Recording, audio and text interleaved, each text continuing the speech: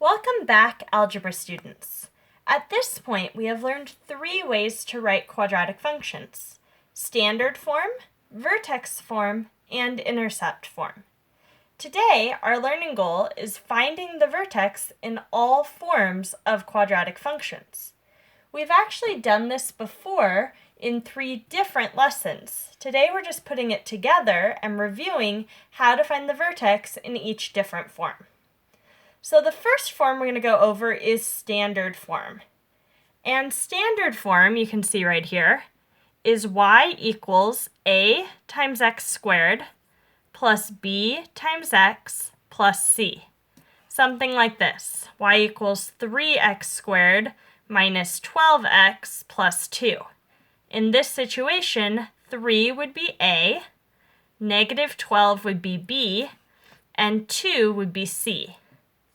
The steps you follow to find the vertex in this form is right here. Number 1, you find the axis of symmetry using x equals negative b over 2a. And then step 2, you substitute x in the function to find y. So let's try that on this example.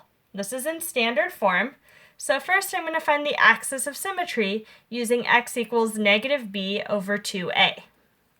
So here is b. B is negative 12. Here is A is 3. Axis of symmetry is x equals negative b, so negative 12, over 2a, or in this case, 2 times 3. Negative 12 is positive 12. So now we're at x equals 12 over 2 times 3 is 6. So at this point, we have x equals 12 over 6, which is 2. So I know the axis of symmetry is x equals 2, which means the x-coordinate of my vertex is also 2. Now I have to find the y-coordinate. In order to find the y-coordinate, I'm going to take that 2, and I'm going to plug it in for x in my original function.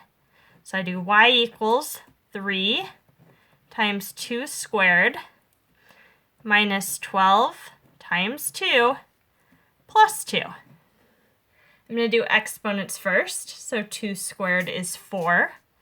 So now I'm at y equals 3 times 4 minus 12 times 2 plus 2. 3 times 4 is 12.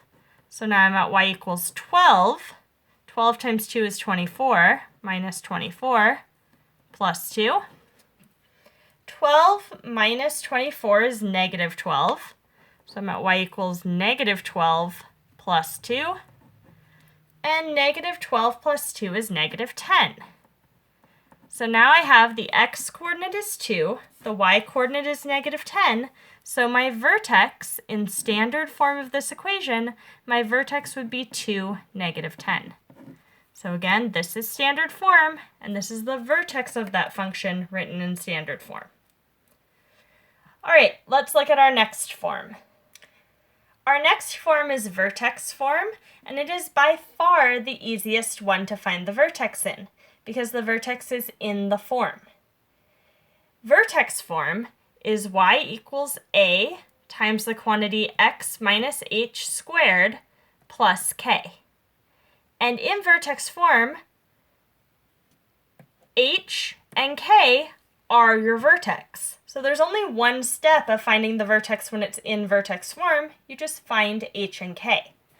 Here's an equation written in vertex form. We have y equals 2 times the quantity x minus 5 squared plus 8. This is h, this is k. So my vertex is 5, 8. The only tricky part here is you have to do the opposite of what's in the parentheses. So it was a negative 5, so your x-coordinate of your vertex is just 5. And then our last form, which we learned most recently, is intercept form. So in intercept form, we have y equals a times the quantity x minus p times the quantity x minus q, where p and q are the intercepts or the roots of the function. For example, this would be intercept form, y equals 5 times the quantity x minus 4 times the quantity x plus 6. 4 and negative 6 are your intercepts or your roots. Just like up here when we were in the parentheses, we did the opposite. It was negative 5 in the parentheses, so it becomes 5. You do the same thing with intercept form. This is negative 4 in the parentheses, so p is really 4. This is positive 6 in the parentheses, so q is really negative 6. When you're trying to find the vertex in intercept form, you follow 2 steps. Number 1, you find the axis of symmetry using x equals p plus q divided by 2. Then, you substitute x into the function to find y. So, let's look at our example. In this example, here is p. P is 4, because this was minus 4, and it's the opposite sign. Here, q is negative 6. Again, because this was positive 6, and it's the opposite sign. So p is 4, q is negative 6.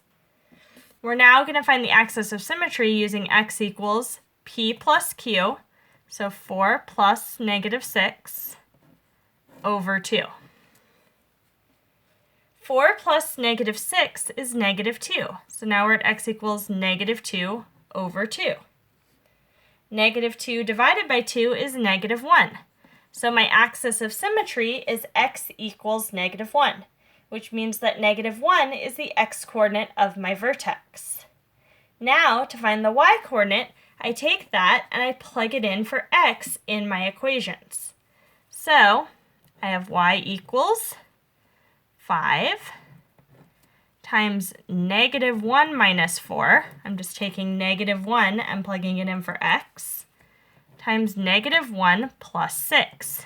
Again, I'm just taking the negative 1 and plugging it in for x there. So you have to plug in the same x value for both of your x's in your original function. Now I'm going to simplify. So this is now y equals 5. And then negative 1 minus 4 would be negative 5. And then negative 1 plus 6 would be 5. Now we're just going to multiply this left to right. So, 5 times negative 5 is negative 25. Bring down the 5. Negative 25 times 5 is negative 125. So my y-coordinate of my vertex is negative 125. That means that my vertex is negative 1, comma, negative 125. All right, everyone. I hope this made sense. If not, please email me. Have a wonderful day.